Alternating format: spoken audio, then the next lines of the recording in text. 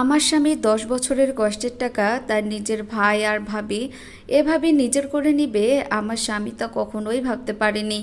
এখন জেনে আমার স্বামী প্রায় পুরোপুরি পাগলের মতো অবস্থা। কতই না কষ্ট করেছিল, নিজে না খেয়ে না পড়ে সব কিছু করেছিল। আমার স্বামী একজন প্রবাসী, 10 বছর আগেই বিদেশে গিয়েছিল। আমার স্বামী সৌদি প্রবাসী, ছোটবেলায় মা বাবাকে হারিয়েছিল। ছোট থেকেই বড় ভাইয়ের ভাবির কাছেই বড় হয়েছে। আমার স্বামী যখন মা মারা যায় তখন তার বয়স নাকি 12 বছর, মোটামুটি ভালোই বড় ছিল।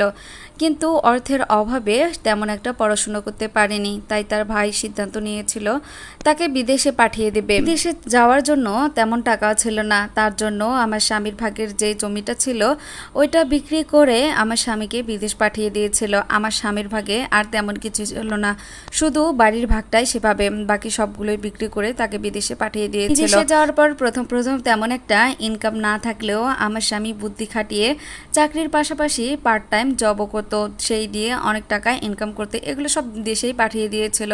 তার ভাইকে বিশ্বাস করে পাঠিয়ে দিয়েছিল যে জায়গা জমি তার নামে কিনবে। আমার স্বামীর নিজস্ব ব্যাংক ব্যালেন্স বলতে কিছুই ছিল না, বিশ্বাস করে যত টাকা বেতন পেত খাওয়া দাওয়া বাদে সব টাকায় তার ভাইকে পাঠিয়ে দিত নিজের জন্য জায়গা কিনতে। কারণ যখন সে বিদেশ যায় তখন তার যে জায়গাটুকু ছিল সবটুকুই সে বিক্রি করেছে।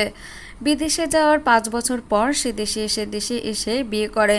আমার বয়স তখন বেশি ছিল না, মাত্র 17 বছর বয়স। বিয়ের পরেও আমি দেখেছি কোনো কিছু দরকার পড়লে তার ভাইয়ের কাছ থেকে সে টাকা নিত। বিদেশ থেকে আসার পর তার কাছে যত টাকা থাকতো সব কিছুই তার ভাবির হাতে দিত, আর যখন টাকা লাগতো তার ভাবির কাছে নয়তোবা তার ভাইয়ের কাছে চেয়ে চেয়ে নিত। বিয়ের পর আমি আমার বাবার বাড়িতে যাব, তখনও দেখি আমার স্বামীকে তার ভাইয়ের কাছ থেকে টাকা নিতে। তার ভাই অনেক সময় বোঝাতো যে বেশি টাকা খরচ করতে হবে না, তোর ভবিষ্যৎ আছে, ভবিষ্যতের জন্য কিছু কর, সারা জীবন তো আর বিদেশে থাকবি না। সময় যে 2 মাস দেশে ছিল সেই 2 মাস আমার পিছনে তেমন একটা টাকাও খরচ করেনি, তেমন কিছু কিনেও দেয়নি। তার ভাবি বারবার বলতো এগুলো কিছুই লাগবে না, তুই টাকা খরচ করিস না, কষ্ট করে রাখ। তো আমার স্বামী তখন মনে করতো এই দুনিয়াতে যদি তার আপন কেউ থাকে তাই সেটা হচ্ছে ভাইয়ার ভাবি। আমার বিয়ের সময় তার ভাইয়ার ভাবি বলেছিল তার নামে নিজস্ব 5 বিঘা জমি আছে। আমিও আমার স্বামীর কাছে সেটাই শুনেছিলাম। যখন আমার স্বামী বিয়ের সময় আসে তখন তার ভাইয়ার ভাবি বলেছিল জায়গা জমি তো করছিস, এবার একটা বাড়ি কর, তারপর আবার জায়গা জমি করিস, আর তুই বেশি দিন বিদেশে থাকবি না। আমার স্বামীও তাদের কথা অক্ষরে অক্ষরে পালন করেছিল। বিদেশে যাওয়ার পর থেকেই যে টাকা পাঠাতো সব কিছুই বাড়ির কাজে লাগাতো। 3তলা ফাউন্ডেশনের একটা বাড়ির কাজও শুরু করেছিল। সে অনেক কষ্ট করে টাকা দিত, মাসে মাসে আমাকে তেমন একটা টাকাও দিত না, আমাকে বারবার বোঝাতো আমাদের একটা বাড়ি হবে, তুমি একটু কষ্ট করো। আমিও তার কথা শুনতাম। আমি বিদেশে যাওয়ার 2 মাস পরে বাড়ির কাজ শুরু হয়ে যায়, বাড়ির সব কিছুই আমাকে দেখতে হতো, রান্না করা থেকে শুরু করে সব কিছুই। আমার বিয়ের পর থেকেই তার ভাবি প্রতিদিনেই কোনো না কোনো অসুখ লেগেই থাকে, আজকে মাথা ব্যথা, কোমর ব্যথা, মানে এরকম করতেই থাকে। আমার স্বামীও বলতো যে আমাদের বাড়ি নিজেদের মতো করে কাজ করতে হবে। আমিও তার কথা শুনে কোনো কিছুই একদম রেস্ট না নিয়েই সব কিছুই করতাম। এদিকে তার ভাবি শুধু হুকুম করতো এটা করো ওটা করো। তার ভাই ভাবি ছিল একদম হুকুমদাতা, মানুষকে দিয়ে সব কিছু করাতো, আবার মজুরির টাকা সব কিছুই আমার স্বামী দিত। কাজ শেষ করতে প্রায় 1 বছর সময় লেগেছিল। এই 1 বছরে আমি দেখেছি আমার স্বামী অনেক সময় না খেয়েও থেকেছে, অনেক সময় পান্তা ভাত খেয়েছে, অনেক কষ্ট করেছিল। ভিডিও কলে আমি সব কিছুই দেখেছিলাম। এদিকে আমাকেও বলেছিল এখন বেশি টাকা নষ্ট করো না। কমপ্লিট হওয়ার পর আমার স্বামী দেশে আসতে চেয়েছিল, আমার স্বামীর হার্টের সমস্যা ছিল। তখনও আমার ভাসুর আর আমার বড় যা বলেছিল যে এখন আসার দরকার নেই, আর কয়েকটা জমি কিনি তারপর যেন সে বিদেশ থেকে আসে। আমার স্বামীকে অনেকবার বুঝিয়েছিল। এদিকে 2বার আমার স্বামী স্ট্রোক করেছিল। তার পাশের কলিগ বলেছিল যে সে নাকি অনেক অসুস্থ। আমিও বলেছিলাম আর কোনো কিছু করার দরকার নেই, তুমি দেশে আসো। কিন্তু তার ভাই আর ভাবি এই কথা কখনোই সহ্য করতো না, বলতো আর কয়েকটা জমি কিনি, আর তো আসলে বিদেশে যাবি না। ফোন করে বারবার এটাই বোঝাতো যে দেশে আসার দরকার নেই। আমার স্বামী বলতো ঠিক আছে, আর 2-3টা বছর থেকে তারপর একবারের জন্যই দেশে যাব। এদিকে বারবার শুনি আমার স্বামীর বুকে ব্যথা, তার ভালো লাগতেছে না, কাজ করতে ইচ্ছে করতেছে না।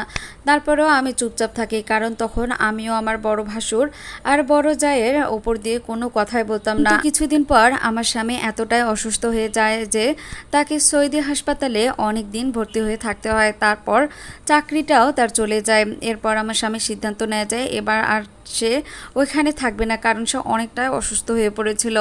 তখন সে দেশে আসবে, তার জন্য ভাই ভাবিকে ফোন করেছিল। তারা তো এদিকে কোনোভাবেই তাকে আসতে দিবে না, বারবার মানা করেছিল। আমার স্বামী সেখানে এতটা অসুস্থ হয়ে পড়েছিল যে ঠিকমতো কাজেও যেতে পারতো না, এর জন্য তার চাকরিটাও চলে যায়। এরপর সে দেশে আসে। দেশে আসার পর তার ভাই আর ভাবি তো অনেক রাগ করেছিল। যেদিন এসেছিল সেদিন এয়ারপোর্ট পর্যন্ত যায়নি, তাকে নিয়ে আসতে আমি গিয়েছিলাম। আর আমার একটা ভাইও সাথে ছিল। তো যখন আসি, এসে দেখি আমার স্বামীর জন্য তেমন একটা রান্না করার পর কিছুদিন ভালো গেলেও আমার স্বামী আবার অসুস্থ হয়ে যায়। তাকে নিয়ে অনেক বড় বড় ডাক্তারের কাছে গিয়েছিলাম। আমার স্বামীর সাথে আমি একাই ছিলাম, মানে যে যেখানে বলেছে ডাক্তার ভালো আছে সেখানেই আমার স্বামীকে নিয়ে গিয়েছিলাম, কিন্তু কোনোভাবেই ভালো হচ্ছিল না। এদিকে তার জমানো যে টাকাগুলো ছিল তার নিজের কাছে, সেই টাকাগুলো প্রায় শেষের দিকে, আর বেশি টাকাও ছিল না। এর আগে বাড়ি করার সময় অনেক টাকায় খরচ হয়ে গিয়েছিল, তার কাছেও তেমন একটা টাকা ছিল না। চিকিৎসা করতে করতে এক পর্যায়ে টাকা শেষ হয়ে যায়, তখন আর কি করব। এদিকে সে অনেক অসুস্থ, তাই সে তার ভাইকে বলল যে সে একটা তার জমি বিক্রি করবে, তা না হলে তাকে বাঁচানো সম্ভব না। কারণ প্রতিদিনই তার বুকের ব্যথা, এদিকে স্ট্রোক করতেছে। ডাক্তার বলেছে এখন যদি ভালো ট্রিটমেন্ট না নেয় তাহলে অনেক বড় ক্ষতি হবে। তো আমার স্বামী তার ভাইয়ের সাথে সিদ্ধান্ত করতেছে যে তার একটা জমি সে বিক্রি করবে। তখনই তার ভাই বলে উঠল যে না, এখন জমির দাম কম, এখন বিক্রি করা যাবে না। তারপরেও আমার স্বামী বলল যত দামেই হোক না কেন, আগে আমি আমার জীবন বাঁচাবো, তারপরে অন্য কিছু। তখন তার ভাই অনেক তালবাহানা করলো, তারপর সত্যিটা প্রকাশ করেই দিল যে আমার স্বামীর নামে নাকি কোনো জমি নেই। এক পর্যায়ে তাদের মধ্যে এই ব্যাপারটা নিয়ে ঝগড়ায় লেগে গিয়েছিল। যখনই আমার স্বামী শুনেছে তার নামে কোনো জমি নেই, তখনই অনেকটা রেগে গিয়েছিল। আমার স্বামী তখন বলেছিল ঠিক আছে, যেহেতু আমার নামে নেই, তুই তো নিজের নামে করছিস, তাহলে ওগুলো তো আমার, ওগুলো বিক্রি করে আমাকে টাকা দে, এখন আমার জীবন বাঁচাও ফরজ। তখন আমার ভাসুর বলেছিল যেখানে তোর নিজের নামে জমি নেই সেখানেই তুই বিক্রি করবি বা কিভাবে চিকিৎসা করবি? আমার জমি আমার যখন ইচ্ছে হবে তখন আমি বিক্রি করব। তো এই কথাগুলো শোনার পর আমার স্বামী তো মানে অনেকটাই রেগে গিয়েছিল, একদম পাগল প্রায় অবস্থা, কি করবে, কান্নাকাটি করছিল। স্বামী তার পরের দিনও এই ব্যাপারটা নিয়ে তার ভাইয়ের সাথে কথা বলেছিল যে জমি যেহেতু তার নামে নেই তাহলে তার টাকাগুলো কোথায় গেল। আর তার ভাই এই ব্যাপারটা সবসময় এড়িয়ে চলতে এক পর্যায়ে বলেছিল যে এই বাড়ি থেকে এক্ষুনি বের হও, এই বাড়িটাও তোর নামে নেই। এই তিনতলা বাড়িটা আমার স্বামী অনেক কষ্ট করে অনেক টাকা জমিয়ে করেছিল, এখন তার জন্য তার কাছে একটা টাকা পর্যন্ত নেই। সেই বাড়িটাও তার ভাই তার নিজের নামে করে নিয়েছিল। যখন আমার বিয়ের সময় আমার স্বামী দেশে এসেছিল তখনই অন্যর কাছে জমি লেখার নাম করে তার ভাই তার কাছ থেকে এই বাড়িটাও লিখে নিয়েছিল। তারপর তার কাছ থেকে একটা বাড়িও করে নিল। কি অদ্ভুত তাই না? নিজের রক্তের ভাইও যে তার সাথে এমনটা করবে সে কখনোই ভাবতে পারেনি।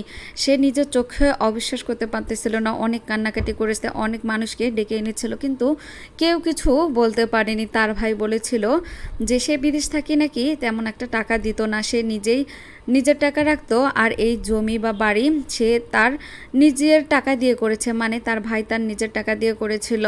মানে মানুষকে বিশ্বাস করানোর আগে তার ভাই আর ভাবি মানুষকে এমনভাবে বোঝাচ্ছিল যে আমার স্বামীর তেমন একটা টাকাও ছিল না, আর এই বাড়িটাও নাকি আমার স্বামী বিক্রি করে দিয়েছিল তার ভাইয়ের কাছে। কতই না মিথ্যা কথা বলেছিল।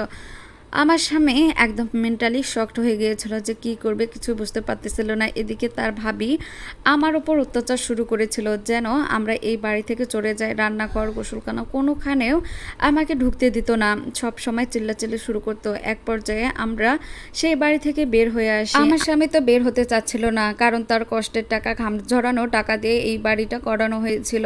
অনেক স্বপ্ন ছিল তার এই বাড়িটা নিয়ে, কিন্তু সেই বাড়িটাও তার ভাই কেড়ে নিল। এখন আমরা একটা ভাড়া বাসায় আছি, ওই বাড়িতে থাকার মতো কোনো পরিবেশই ছিল না, তার জন্য বের হতে বাধ্য হয়েছিলাম। যে রক্তের ভাইও যে তার সাথে এরকম বেইমানিটা করবে আমার স্বামী একবারের জন্য ভাবতে পারেনি। এখন আমি সেলাইয়ের কাজ করি, টুকটাক ইনকামও করি, এটা দিয়ে আমার স্বামীর চিকিৎসা করতেছি। জানি না ঠিকভাবে চিকিৎসা করতে পারবো কি না, তবে প্রকৃতির নিয়ম, যে যাকে ঠগায় সেও কিন্তু কোনো না কোনোভাবে ঠকে যায়। প্রত্যেকটা প্রবাসী ভাই বোনদেরকে বলবো নিজের ঘাম ঝরানো টাকা বিশ্বাস করে নিজের রক্তের কাউকে না দিয়ে নিজের জন্য কিছু সেভ করে রাখা, না হলে আমার স্বামীর মতো সবাইয়ের অবস্থা হবে।